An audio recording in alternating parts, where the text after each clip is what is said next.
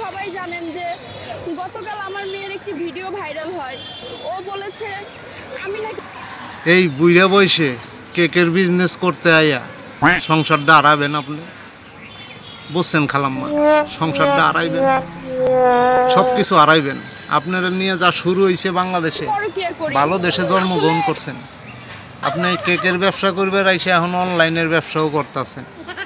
আপনার যে কি অবস্থা করব এই বাঙালি আপনি জীবনও কল্পনা করতে পারবেন না। অতএব এই ব্যবসার থেকে বের হয়ে যান, ভালো আছেন, ভালো থাকেন, এ হলো বিষয়।